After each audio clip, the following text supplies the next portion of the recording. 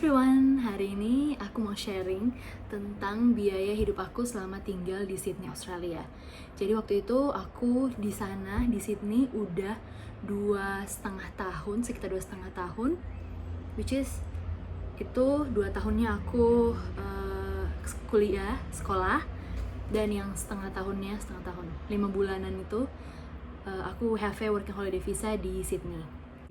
Jadi kan ya seperti kalian udah tahu kalau Australia itu memang merupakan salah satu negara yang punya tingkat atau standar hidup yang tinggi, maksudnya biaya hidup yang tinggi. Dan sebenarnya kalau kita mau hemat di Australia itu sendiri sebenarnya bisa juga. Jadi kali ini aku mau sharing tentang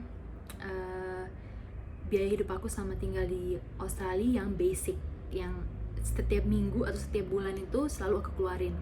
Bayar selama di Sydney itu, sama aku tinggal di Sydney itu memang biaya yang basic, biaya yang pokok yang harus dikeluarin, gak ada biaya tambahan-tambahan yang lainnya. Karena memang waktu itu aku mau fokus saving, supaya bisa bayar uang sekolah juga, tambah-tambah bayar uang sekolah, sama tambah-tambah bayar uang kebutuhan sehari-hari, sama bisa saving gitu loh. Karena kita kan nggak akan tahu apa yang akan terjadi ke depan, kan misalnya siapa yang tahu kalau kita akan ada virus corona seperti ini, kita nggak ada pekerjaan, jadi kita harus punya saving gitu untuk menyelamatkan kita dari yang nggak bisa makan atau nggak bisa bayar uang rent dari saving ini. Jadi saving ini sangat-sangat penting. Itu kenapa aku hidup sebisa mungkin, hidup hemat gitu selama waktu itu selama di Australia. Nah, oke, jadi untuk biaya-biayanya aku kategorikan jadi 4 bagian. Sebenarnya ada ekstra satu, jadi itu ada 4 bagian yang pokok, yaitu yang pertama akomodasi, transportasi, biaya makan, biaya pulsa, dan yang kelima itu biaya lain-lain. Itu termasuk lifestyle, sosial gitu. Kalau kita bersosial kan kita keluar atau entertainment atau makan di luar, itu aku masukin di biaya lain-lain. Hemat atau hidup yang agak boros sedikit, bukan boros, itu sebenarnya ya gitu, pokoknya begitulah. Jadi pilihan ada di kalian semua sih. Sebenarnya kalau kalian kerja dan kalian menikmati juga nggak apa-apa, selama kita nggak boros gitu. Oke, jadi yang biaya yang pertama itu adalah akomodasi atau rent, atau biaya sewa selama tinggal di Australia. Jadi itu aku tinggal di Sydney, selama aku tinggal di Sydney itu selama 2 tahun setengah itu aku tinggal di kota Sydney, di kotanya, di pusat kotanya. Jadi kalian udah pasti tahu lah kalau tinggal di pusat kota atau tinggal di pusat kota itu sama tinggal di suburb yang agak sedikit jauh dari kota itu pasti beda, harganya beda. Pasti harga kota itu lebih mahal ya, pusat kota yang memang pusat semuanya, pusat belanja dan segala-galanya itu. Nah, aku tinggal di pusat kota Sydney dan itu terkenal mahal banget. Oleh karena itu dengan untuk menghemat aku tinggalnya nggak sendiri, tapi aku sharing sama orang lain. Even itu sharing satu apartemen, sharing dengan beberapa orang, dan satu kamar juga aku sharing dengan beberapa orang gitu. Jadi aku sharing satu kamar 4 orang dan sharing satu apartemen itu sekitar 7-8 orang, sekitaran 7-8 orang begitu. Dan ruangannya itu, roomnya itu yang namanya di sini kalau di apartemen ada namanya master room sama second room, dan ada juga yang mereka biasa yang membuat room sendiri, itu namanya biasa mereka buat dari balkoni sunny room, dan biasa juga ada mereka buat skat-skat gitu di living room.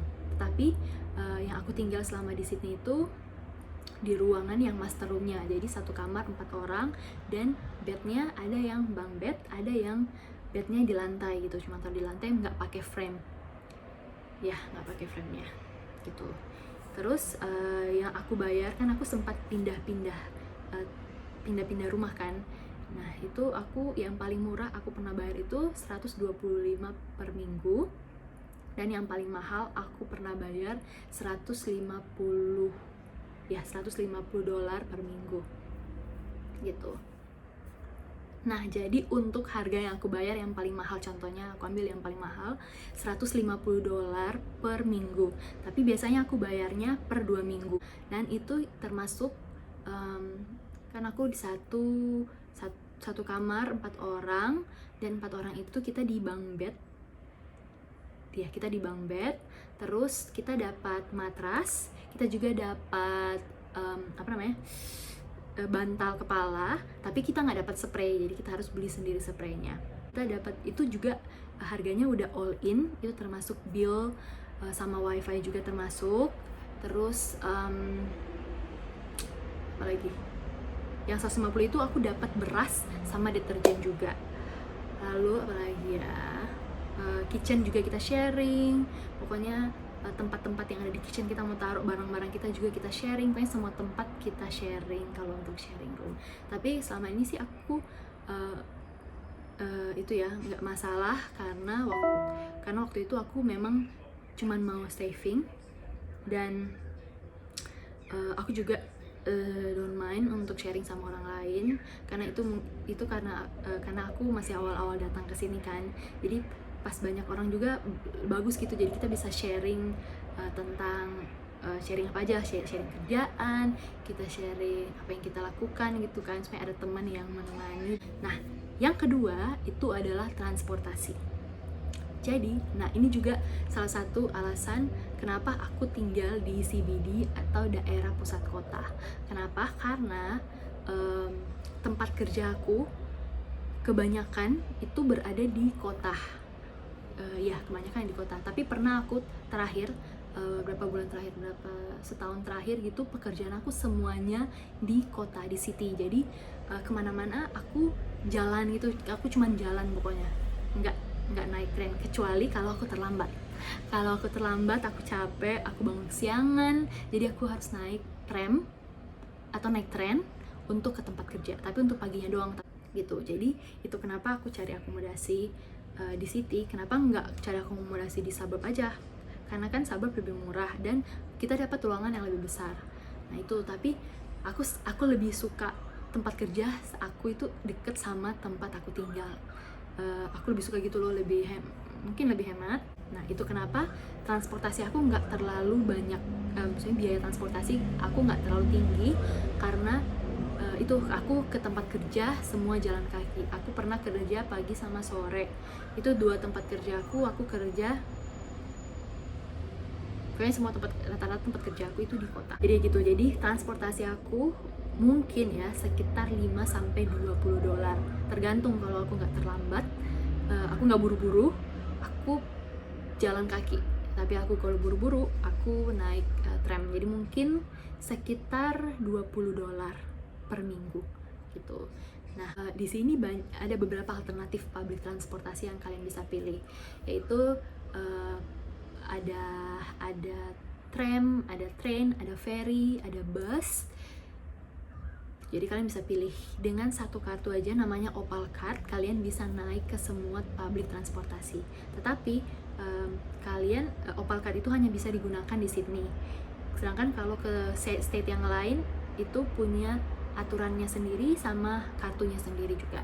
Terus juga kalau di Melbourne kan ada yang namanya jalur tram, di pusat kotanya ada jalur tram gratis. Nah kan di Sydney itu nggak ada. Pakai jalan kaki daripada transportasi, karena transportasi di Sydney itu mahal. Ada yang namanya hari Minggu. Nah, hari Minggu.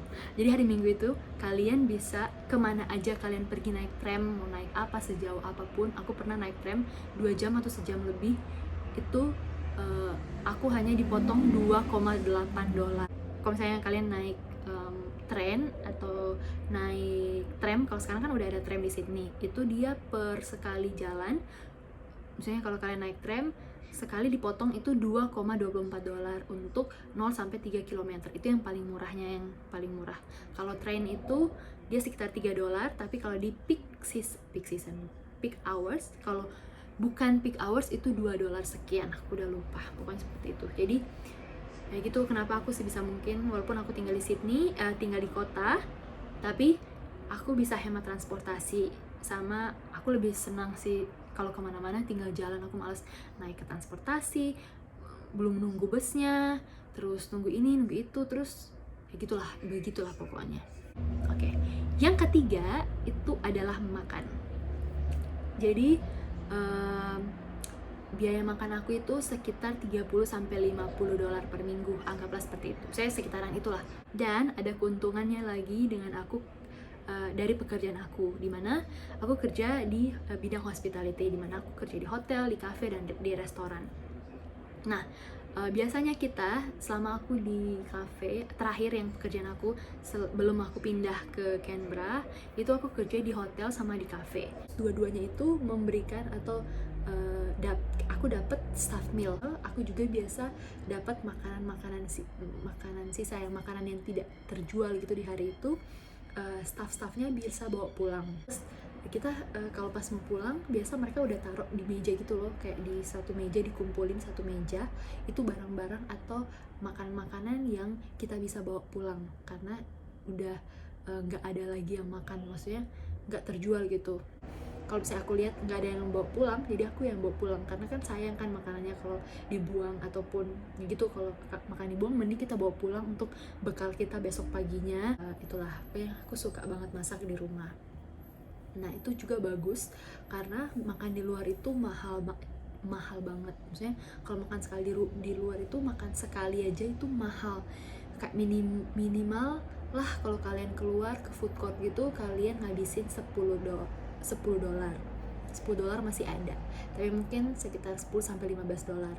Itu makan di food court. Beda juga kalau kalian ke kafe-kafe cantik atau ke restoran mahal. Itu pasti itu harganya satu makanan aja itu paling sekitar 20 dolar gitu.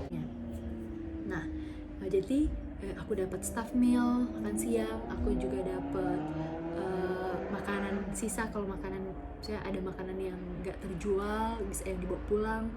Terus aku masak sendiri, jadi itu membantu biaya makan aku rendah gitu. Saya low lah. Kalau untuk makan biasanya aku juga sering masak kayak simpel-simpel, kayak telur sama nasi, itu yang paling the best, atau super mie, itu yang paling enak kalau lagi malas masak, capek. Terus murah, telur di sini juga termasuk murah, susu murah. Selanjutnya adalah keempat, biaya pulsa. Nah, aku pakainya pulsa, aku pakai provider Optus yang aku bayar sekitar 35 dolar per bulan. Itu udah yang sering lah yang aku pakai.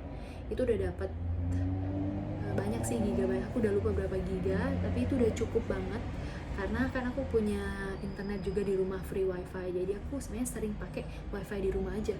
Berapa itu? 35 dolar per bulan, itu berarti sekitar 8,75, 9 dolar per minggu. Nah, jadi kira-kira itu yang biaya-biaya aku yang penting, yang pasti aku keluarin setiap minggu. Dan yang terakhir, biaya yang kelima itu adalah biaya lifestyle. Itu lifestyle itu atau biaya lain atau biaya lifestyle itu tergantung kalian mau makan di luar, atau maksudnya kalian mau makan di luar berapa banyak. Jadi kalian harus, bagusnya kalau kalian punya budget masing-masing, tergantung sama kalian, karena kan pasti masing-masing kita punya pekerjaan yang beda-beda kan, jadi kita akan sesuaikan dengan pendapatan kita dan penerimaan kita, misalnya pendapatan kita sama biaya yang kita keluarin. Itu jangan sampai lifestyle kita yang membuat kita nggak bisa nabung atau kita nggak punya saving. Terus padahal kan saving itu penting kan ya, atau biaya yang tak terduga, virus corona seperti sekarang ini. Dan aku nggak dapat shift. Udah dibayangkan kalau kita nggak punya saving, pasti kita bingung kita mau bayarnya pakai apa gitu kan. Jadi penting banget kalau kita punya saving dimanapun kita berada. Jadi kira-kira total atau biaya selama aku tinggal di Sydney itu yang basic sekitar 228,75 dolar per minggu. Jadi per bulannya itu sekitar 915 Australian dollar. Itu per minggu, yang 915 itu per bulan, jadi sekitar 9 juta.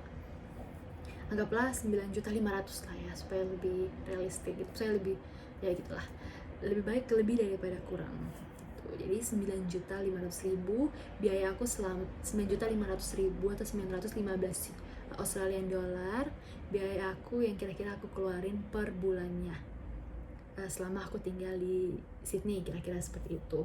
Jadi mudah-mudahan informasi ini membantu kalian yang mau datang ke sini, mau traveling, atau mau kerja, atau kalian mau ngambil working holiday visa, atau kalian mau sekolah. Itu kira-kira biaya yang aku keluarin. Semoga informasi ini bermanfaat bagi kalian semua, dan thank you for watching. Bye!